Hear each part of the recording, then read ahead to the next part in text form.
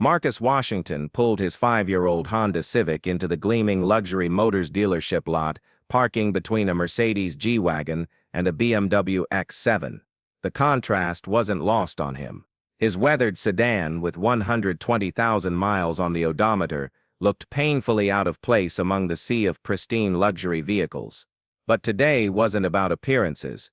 Today was about fulfillment. After 12 years of sacrifice, late nights coding, and building his tech company from nothing, Marcus had finally achieved what everyone said was impossible. Black Code Solutions had just been acquired for $40 million. The kid from East Side, who teachers said wouldn't amount to much, had defied every expectation.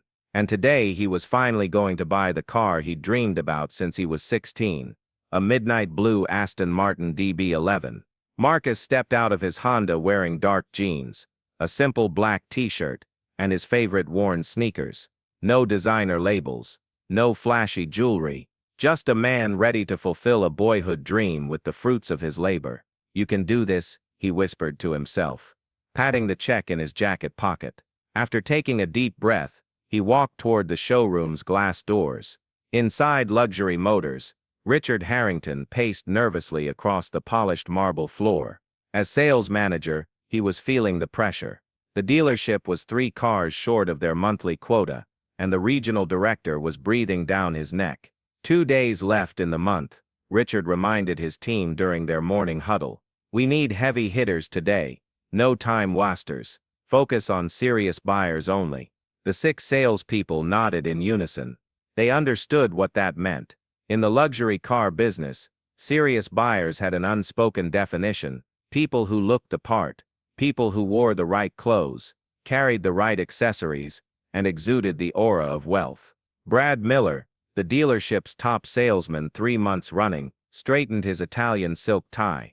"Don't worry, boss. I've got 2 clients coming in today, both pre-qualified." Richard nodded approvingly. "That's what I like to hear." When Marcus pushed through the glass doors, the entire sales team turned to look. Brad and his colleague Trevor exchanged glances. Without a word, Trevor nudged Melissa, the newest member of the team who had yet to make a sale this month. "Your turn," Trevor whispered with a smirk. Melissa sighed and approached Marcus with rehearsed enthusiasm. "Welcome to Luxury Motors. How can I help you today?" "I'm interested in the Aston Martin DB11, Marcus said with quiet confidence. "The midnight blue one on your website." Melissa's smile faltered for just a moment.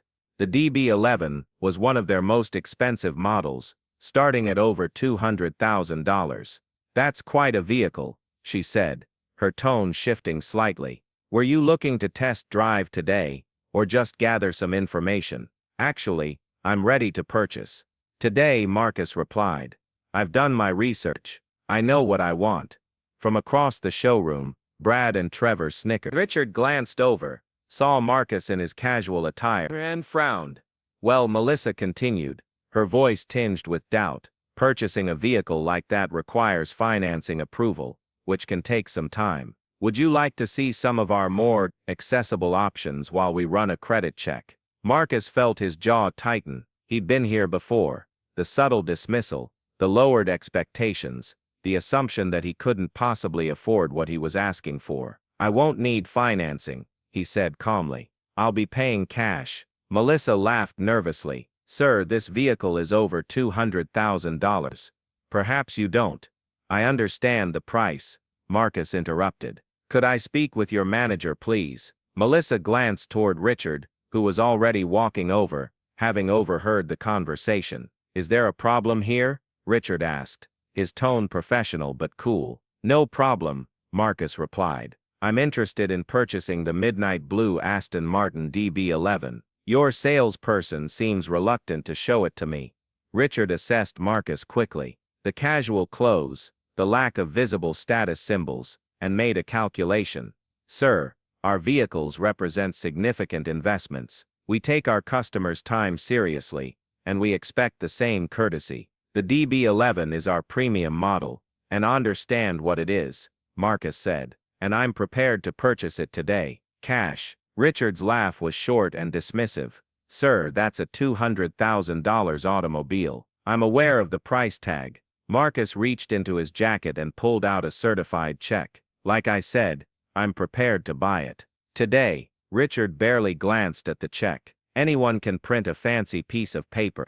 Look, we get people coming in here all the time, wasting our sales team's valuable time with test drives and no intention to buy. It's Friday afternoon on the last business day of the month. My team needs to focus on serious customer. Marcus felt heat rising in his chest, but kept his voice level. I assure you, I am very serious. Maybe at another dealership, Richard said, nodding toward the door. Perhaps you might be more comfortable at one of the domestic dealerships down the street. The implication hung in the air between them. Marcus stood his ground. I'd like to speak with your general manager.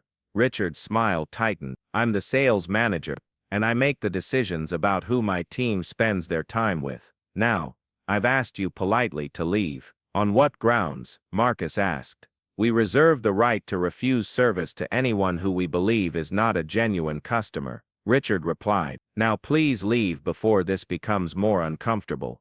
The showroom had gone quiet. Other customers were watching. Melissa looked mortified. Brad and Trevor were smirking. I'm not leaving, Marcus said simply. I came here to purchase a car that you're advertising for sale. I have the means to do so. Your refusal to sell to me seems questionable at best. Richard's face darkened. That's it. He pulled out his cell phone. You've got exactly 1 minute to leave my showroom before I call the police and have you removed for trespassing. Marcus didn't move. Go ahead. Richard dialed 911. Yes, I need police assistance at Luxury Motors on Westheimer Road. We have an individual refusing to leave the premises and creating a disturbance. He glanced at Marcus with disdain. Possibly under the influence. My customers are feeling threatened. Marcus shook his head slowly, pulled out his own phone, and pressed record.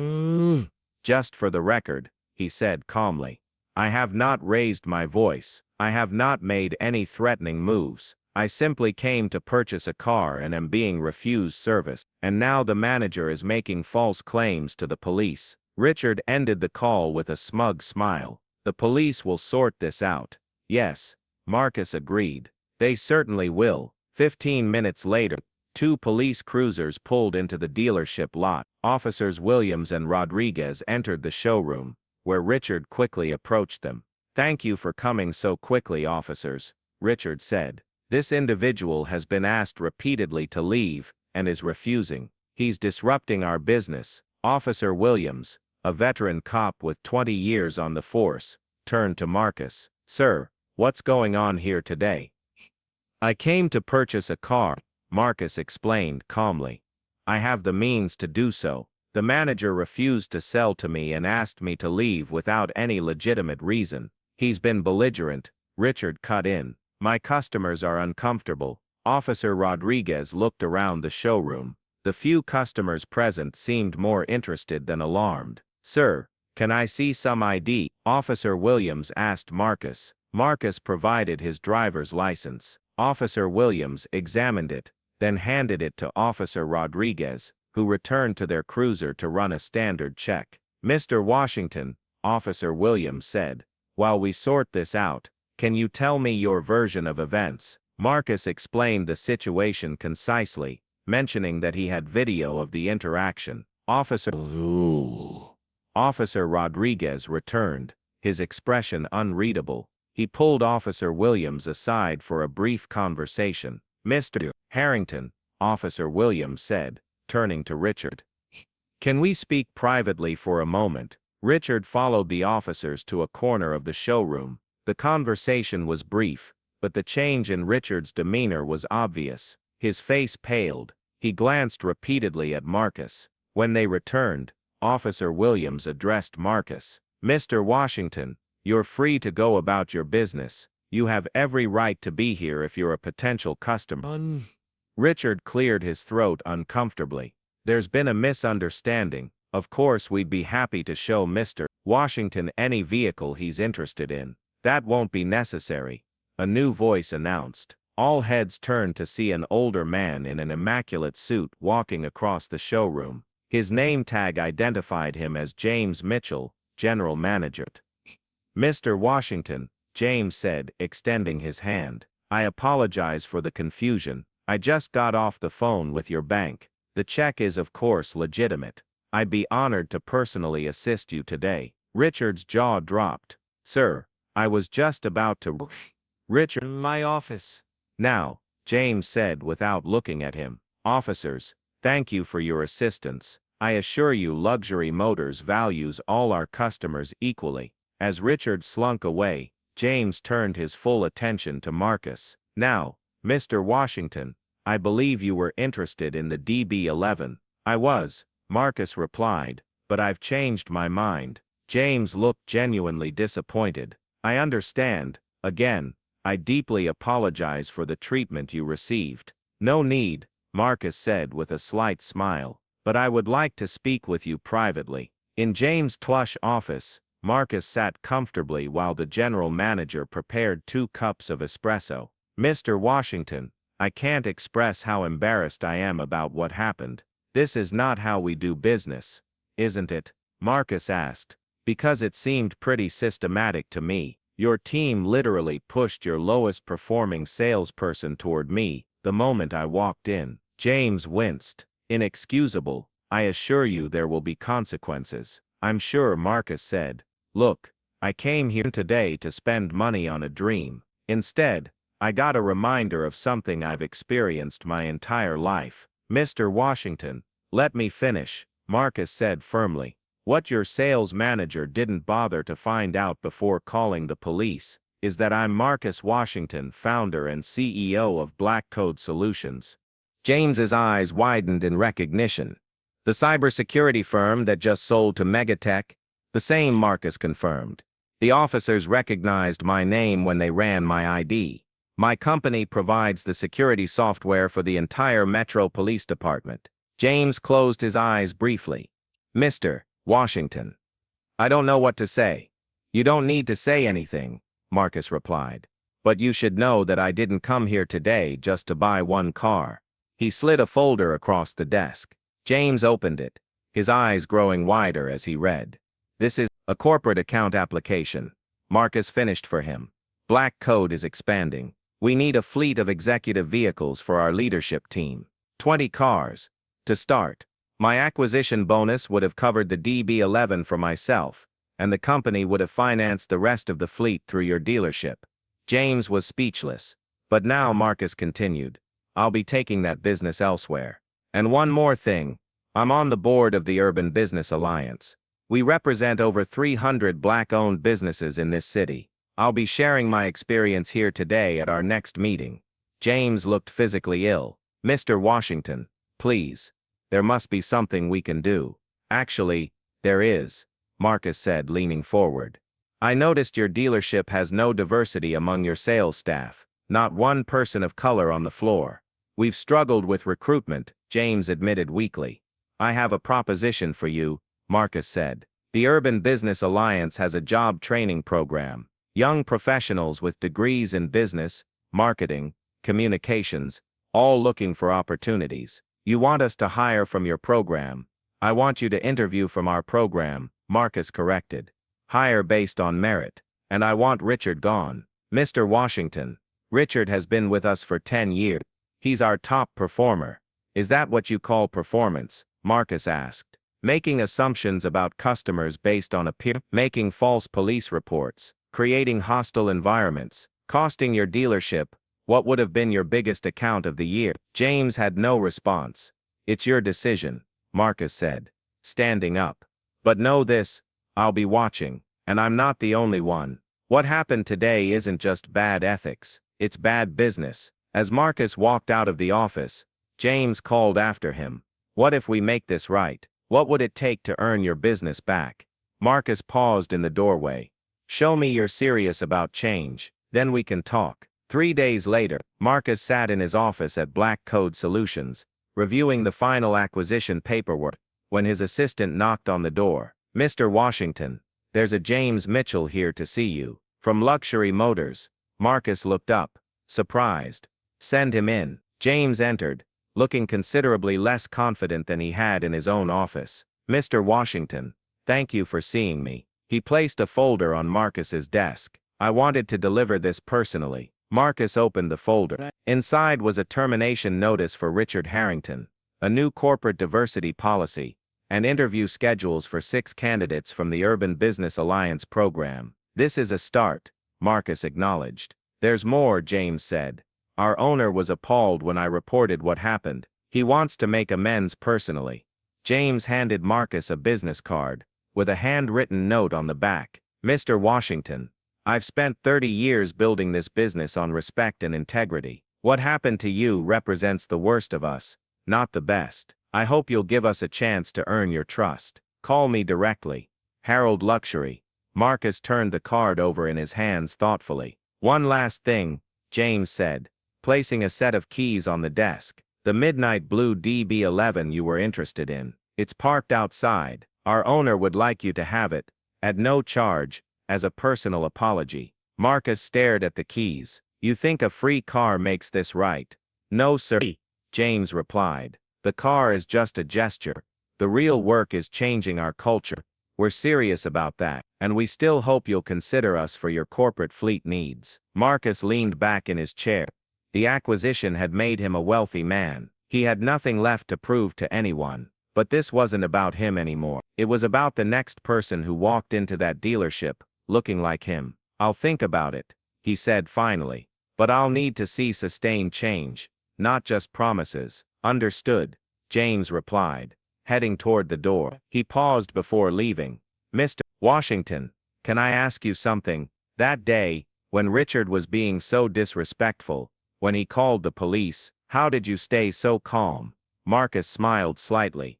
When you've spent your life being underestimated, you learn that the best response isn't always anger. Sometimes it's excellence and patience. After James left, Marcus picked up the keys to the Aston Martin. He had wanted that car since he was 16 years old. Now it was sitting in his parking lot, free and clear. But nothing in life was truly free. There was always a cost. He picked up his phone and dialed the number on Harold Luxury's car. Whatever happened next, Marcus knew one thing for certain. This wasn't just about a car anymore. It was about changing a system, and systems didn't change without pressure. As the phone rang, Marcus made a decision. He would accept the car, but not as an end to this story, rather as the beginning of something much bigger. Harold Luxury speaking. Mr. Luxury, this is Marcus Washington. I believe we have some things to discuss about the future of your dealership. The real power shift was just beginning. Mr. Washington, I can't tell you how pleased I am to finally meet you, Harold Luxury said, rising from behind his massive oak desk. The 68-year-old dealership owner extended his hand, his smile practiced and political. I hope the Aston Martin is to your liking. Marcus shook his hand firmly. The car is beautiful, Mr. Luxury, but that's not why I'm here. Please call me Harold. The older man gestured to a leather chair. And I understand completely. James filled me in on the disgraceful incident. I want you to know that Richard Harrington no longer works for Luxury Motors, effective immediately. That's a start, Marcus acknowledged, taking a seat. But firing one employee doesn't address the culture that allowed him to feel comfortable behaving that way in the first place. Harold nodded gravely. You're absolutely right. That's why I've scheduled mandatory diversity training for all employees next week. And we've already interviewed 3 candidates from your Urban Business Alliance program. Marcus leaned forward. All good steps, Harold.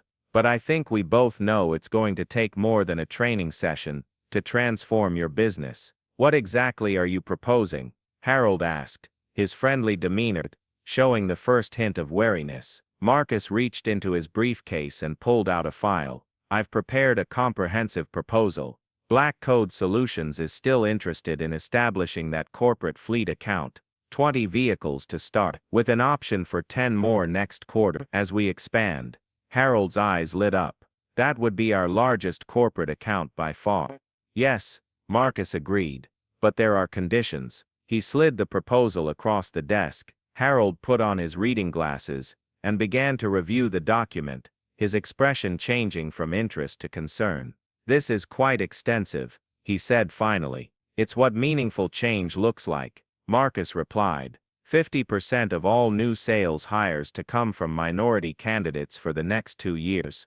a diversity and inclusion officer, with actual authority, transparent reporting on sales practices and customer demographics, community outreach programs in underserved neighborhoods. Harold removed his glasses slowly. Mr. Washington, while I appreciate your passion, this is still my business. These changes would be extraordinarily expensive and disruptive. More expensive than discrimination lawsuits, Marcus asked quietly. More disruptive than police being called to your showroom floor. More costly than losing millions in potential business. Harold's jaw tightened.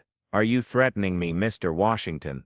Not at all, Marcus replied calmly. I'm offering you an opportunity to be on the right side of history and good business. Black Code's fleet account would be worth over $2 million initially, with ongoing service contracts and renewals. Plus, the Urban Business Alliance represents over 300 companies in this city, many of which have fleet needs of their own. Marcus paused, letting the numbers sink in. Or you can continue with business as usual, and I'll be forced to share my experience with the media. The dashcam footage from the police cars that responded that day would make compelling viewing on the evening news. Harold stared at Marcus for a long moment, then did something unexpected. He laughed. You know, he said, 30 years ago, I was a lot like you. Somehow I doubt that, Marcus replied. No, it's true, Harold insisted. I started with nothing, built this business from a single used car lot into the largest luxury dealership group in the state. I know what it's like to be underestimated, to have doors slammed in your face. With all due respect, Marcus said, being underestimated as a businessman is not the same as being discriminated against because of the color of your skin. Harold's smile faded. Fair enough, but maybe we have more in common than you think. He sighed heavily. What Richard did was inexcusable, and you're right, he was just a symptom of a larger problem. He stood and walked to the window overlooking the massive dealership lot. My father was a mechanic, worked his whole life for other people, never owned anything. When I started this business, I swore I'd never let anyone look down on me again. He turned back to Marcus. But somewhere along the way, I became exactly what I hated. Marcus remained silent, watching Harold closely. Your proposal is aggressive, Harold continued, but not unreasonable. I want to counter with one condition of my own.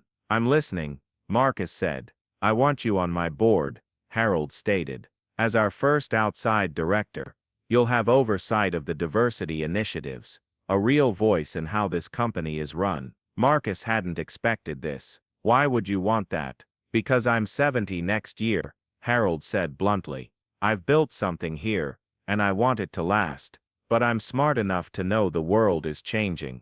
My son was supposed to take over, but he's more interested in his yacht than the business. I need fresh perspectives. He sat back down, his expression suddenly serious. Plus, I've read about you. What you built with Black Code, starting from nothing. That's impressive. I could use someone with that kind of vision. Marcus studied the older man thoughtfully. This isn't a PR move. I won't be a token. I'm not looking for a token, Harold replied. I'm looking for a successor. 3 months later, Marcus stood in the newly renovated showroom of Luxury Motors, watching with satisfaction as Tanya Jackson, one of the Urban Business Alliance graduates, handed the keys of a new Mercedes to her first customer. It was her second sale of the week. She's a natural, James Mitchell commented, coming to stand beside Marcus, already outperforming half the veterans. People respond to authenticity, Marcus replied. And she knows how to listen, not just talk. Around them the dealership hummed with activity. The showroom had been redesigned to be more welcoming and less intimidating. Gone were the aggressive sales tactics and the huddles of salespeople sizing up customers as they walked in. In their place was a more consultative approach, focused on education and relationship building. The numbers for this quarter are in, James said, handing Marcus a report. Fleet sales are up 35%, individual sales up 12%. Service department revenue up 18%. Marcus nodded. And the customer satisfaction scores, highest they've ever been, James confirmed. Turns out, when you treat people with respect, they come back. and they tell their friends. Imagine that, Marcus said with a slight smile. His phone buzzed with a message from Harold. Board meeting in 10. Big news. Until everyone was seated before making his announcement. In the boardroom, Harold waited. Ladies and gentlemen, after much consideration, I've decided it's time for me to step back from day-to-day operations, he said. Effective next month, I'll be moving to an advisory role as chairman. Murmurs spread around the table. This was unexpected. As for my replacement, Harold continued, I've decided that luxury motors needs leadership that reflects where we're going, not where we've been. He looked directly at Marcus, which is why I'm recommending to the board that Marcus Washington be appointed as our new CEO. Silence fell over the room. Marcus himself was stunned. Marcus has demonstrated in just 3 short months what visionary leadership looks like, Harold explained. The changes he's implemented have not only improved our corporate culture but also our bottom line. This is the direction luxury motors needs to move in. One of the board members, an old friend of Harold's, spoke up. Harold, with all due respect, Mr. Washington has only been with us for a short time. Are you sure about this? I've never been more sure of anything, Harold replied firmly.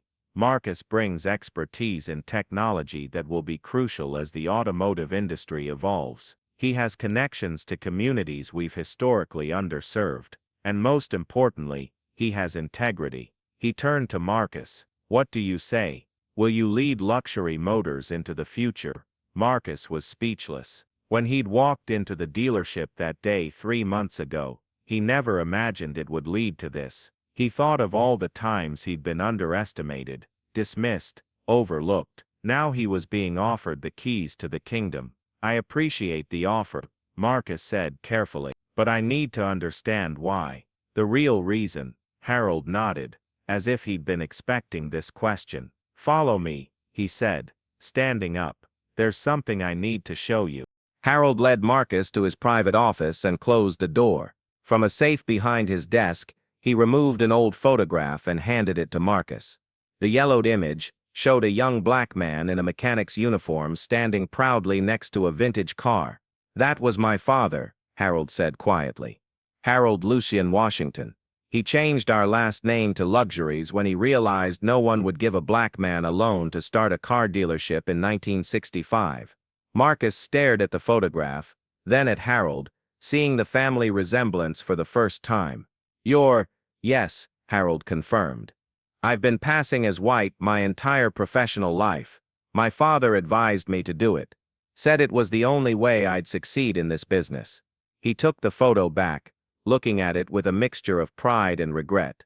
When I saw how Richard treated you that day, I saw myself, the self I've been hiding all these years. The self I've betrayed. Why are you telling me this now? Marcus asked. Because it's time for the truth, Harold replied. Time for luxury motors to be what my father dreamed it could be. A place where everyone is treated with dignity.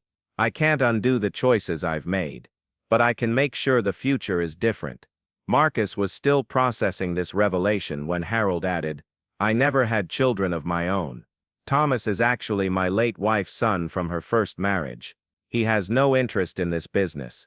But the company was my father's dream before it was mine. I'd like it to stay in the family, so to speak. I'm not family, Marcus pointed out. No, Harold agreed. But you're the right person to honor my father's legacy, and your own. 6 months later, Marcus Washington stood on the podium at the grand opening of Luxury Motors' newest location, in the heart of the East Side neighborhood where he'd grown up. Behind him, a large portrait of Harold Lucian Washington hung prominently, with a plaque that read, Founder's Spirit, the true origin of luxury motors. The dealership was unlike any other in the chain. In addition to selling luxury vehicles, it featured a state-of-the-art technical training center, offering certification programs in automotive technology to local youth. Adjacent to the showroom was a business incubator, providing space and mentorship for entrepreneurs from underserved communities. As Marcus cut the ribbon, he spotted a familiar face in the crowd, Richard Harrington, looking considerably less polished than the last time they'd met. After the ceremony, Richard approached hesitantly. "Mr. Washington, I don't expect you to speak to me, but I just wanted to say, you've done amazing things here." "Thank you," Marcus said coolly. "What are you doing these days, Richard?" Richard looked down. "Between jobs, actually." "It's been difficult." Marcus nodded thoughtfully. "The training center is looking for instructors, people who know the business, who can teach others." He paused. "People who've learned from their mistakes." Richard looked up in surprise. "You would consider me, after what I did?" "This place is about second chances," Marcus said. "But it's also about accountability. You'd start at the bottom, minimum wage, proving yourself every day." "I don't know what to say." "Don't say anything," Marcus replied. "Just be better than you were. That's what this is all about." As Richard walked away, Marcus felt a sense of completion. The circle that had begun that day in the showroom was closing. But the journey was just beginning. His phone buzzed with a message from his assistant. Black Code acquisition funds fully transferred. $40 million cleared. "Congratulations, boss." Marcus smiled to himself. The money had never been the point. It was what you did with power that mattered. How you used it to lift others up. How you transformed spaces that once excluded you. He walked toward the gleaming midnight blue Aston Martin DB11 parked prominently in the showroom, the same one he'd come to buy that fateful day. Next to it stood a restored 1965 Chevrolet Impala, Harold Lucien Washington's first car. The legacy of the past. The promise of the future. Sometimes the most powerful statement wasn't about getting revenge. It was about changing the game entirely.